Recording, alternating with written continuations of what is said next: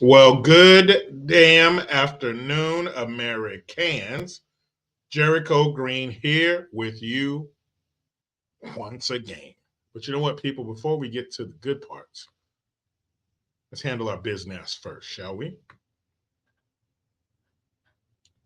Your gut, your instincts, the feelings you've had that something ominous is on the way, all of it is true.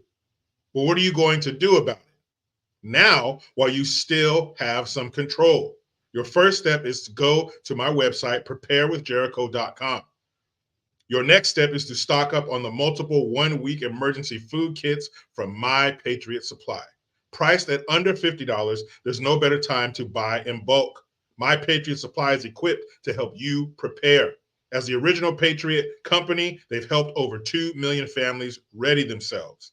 These 1 week kits with ready our foods provide over 2,000 calories every day. And they're sealed inside a rugged ammo can so they last up to 25 years in storage. Just grab it and go when crisis comes.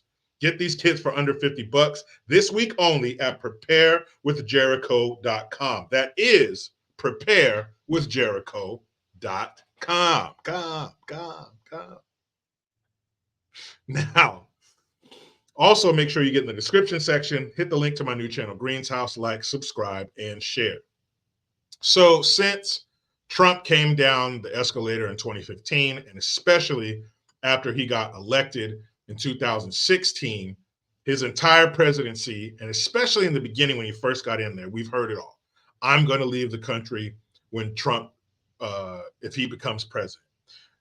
That disgusting wench, the night he was elected, said, ladies, get your abortions now. Look, it's no big deal. Just have that, get scooped out like a pumpkin for Halloween before you carve it. It's just a bait. It's a clump of cells. Get rid of that thing.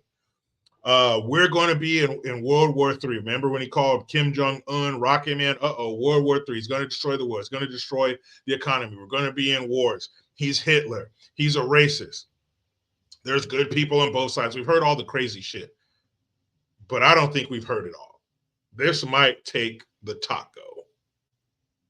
You tell me. This is some of the craziest shit I've ever heard from a celebrity about Trump and what he is and what he's going to do. They give too much power to Trump. They really do. They act like he's a dictator. He's going to do what he wants, and the American people are going to do nothing to stop him. Like, we don't have rules and regulations in place to stop people from doing this. Like, we come from what's the word I'm looking for? Not a patriarchy. That's another word we hear too much. A monarchy. They act like we're a monarchy where we have kings and queens who just decree their orders to the population, and we shiver and quake and do what they say.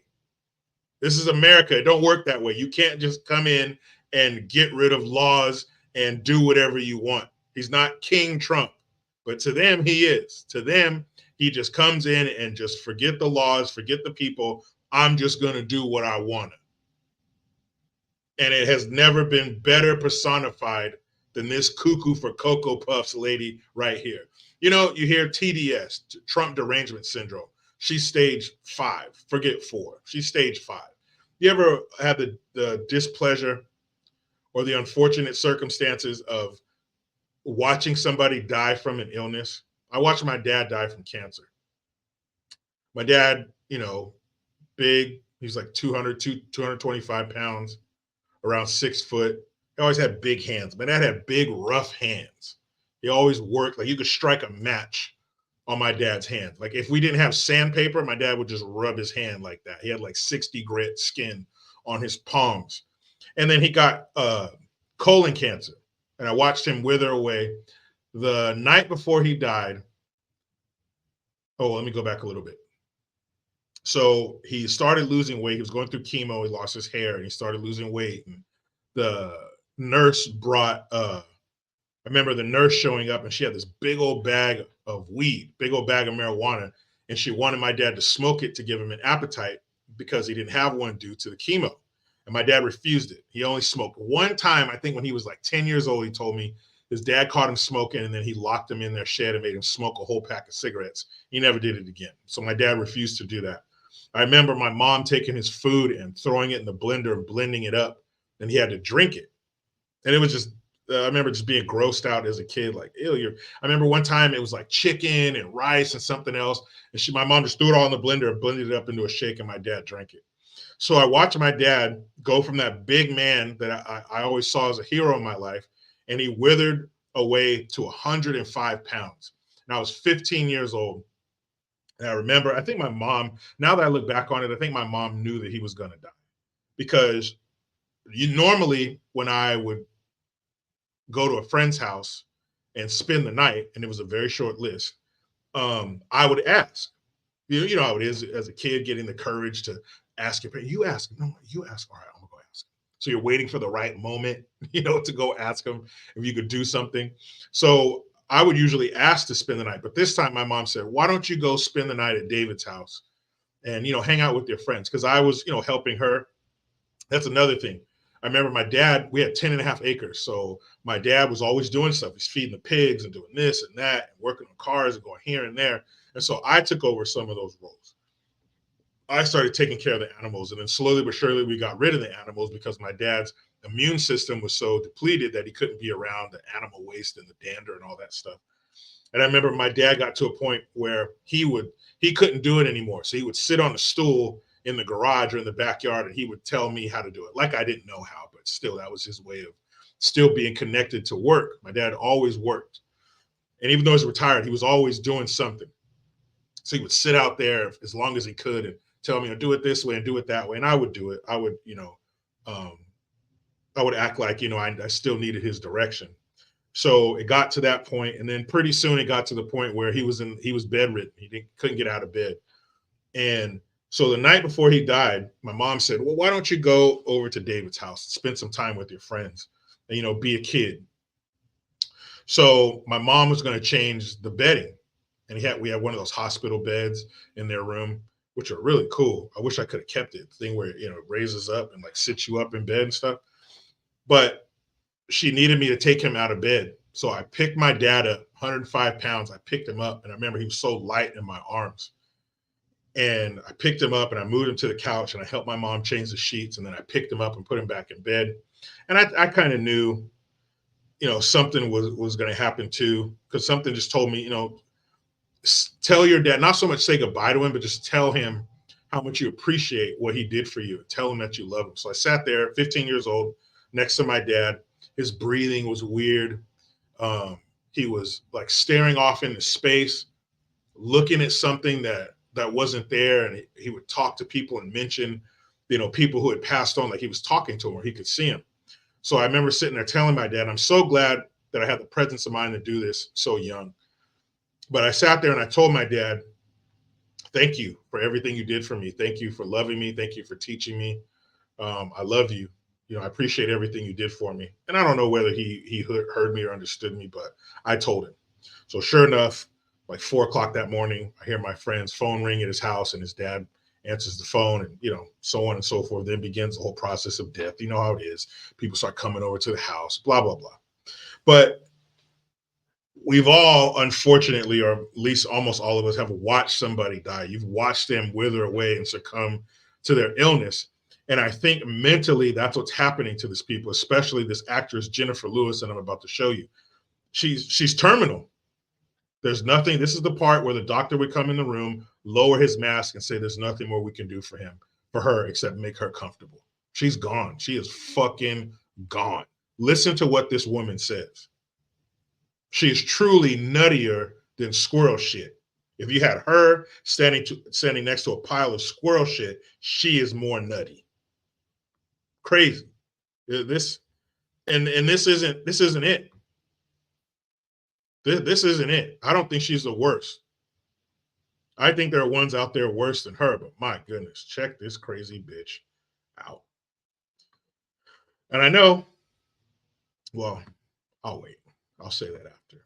Here's Miss Jennifer Lewis. Man gets in.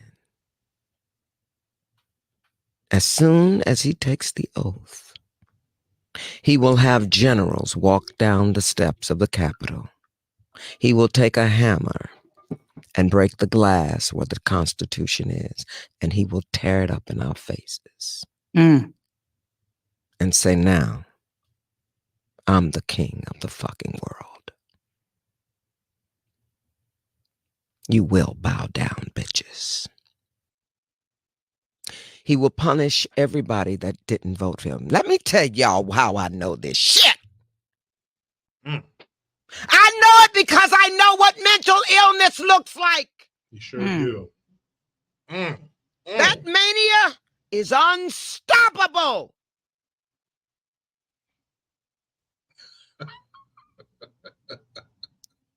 See, this motherfucker's Hitler.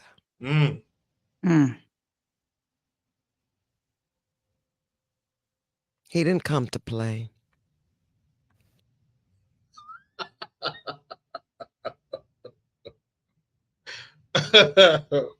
Okay.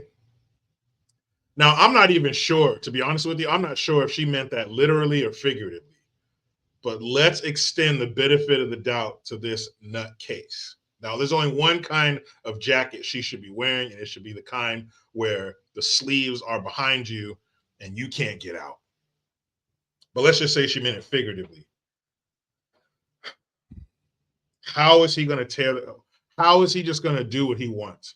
How is he going to punish those who voted against him? Is he going to send the brown shirts door to door? If he did, he should start in California and New York. But here's my question.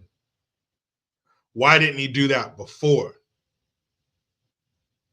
Because this is the second time he'll be president, you idiot. So why didn't he do that before? Why didn't he send the generals? And that shows how stupid. Ain't no general doing nothing like that. But he's going to send the generals in there, and he's going to take a hammer and break the glass and tear up the Constitution. You're going to pay. The only thing that she said that was true is that she knows what mental illness looks like. Girl, you sure do. Because you are crazy as hell.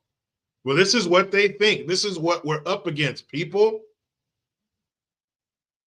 And this isn't limited to Hollywood. This isn't limited to industry.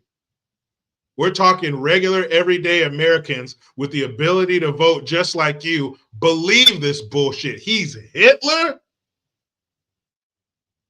So he's going to start rounding up the undesirables and putting them in concentration camps and killing them? That's what's going to happen? Who's going to carry out these orders?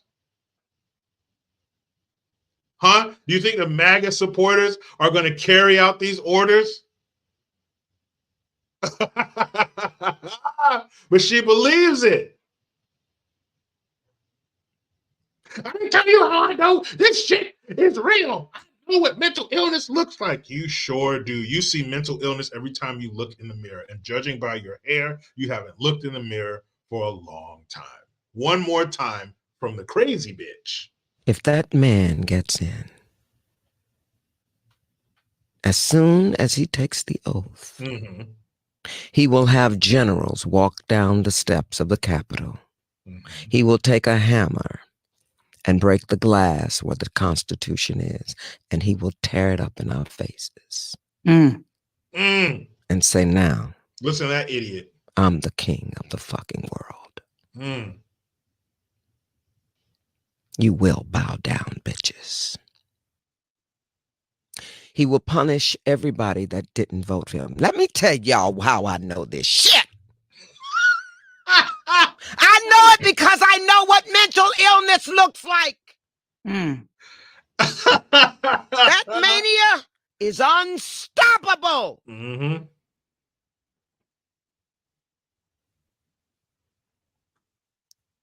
See, this motherfucker's Hitler. Hitler.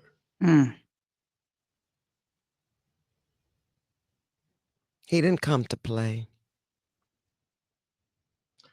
It's funny how they always talk about Hitler. There are people in history that put Hitler's body count to shame.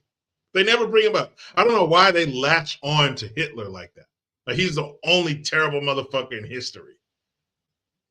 There are people, Stalin laughs at Hitler's body count and what he did, Pol Pot, and a whole bunch of other ones. Look up the genocides in Africa. King Leopold. There are so many worse people in history, but why they latch on to Hitler is beyond me. Or is it? Or is there a certain group of people that control? Never mind. Forget it. I don't even want to get into that. But when you hear people who are that crazy, there's nothing you can do for them. And I know you fight the urge to do this to them.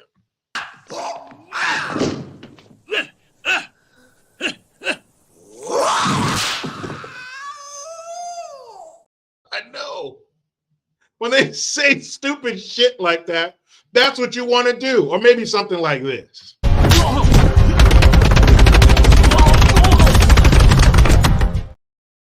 Because what else can you do? You can't talk sense into them. They're like Terminators. They can't be bargained with. They can't be reasoned with. And they will not stop until America is dead. Holy hell.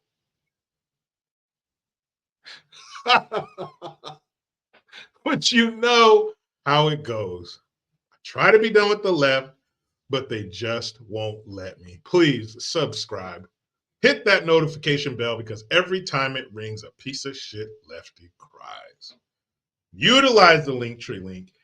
Get your ass in that description box. Like, subscribe, and share my new channel, Green's House. I am Jericho Green. And man, I'm out.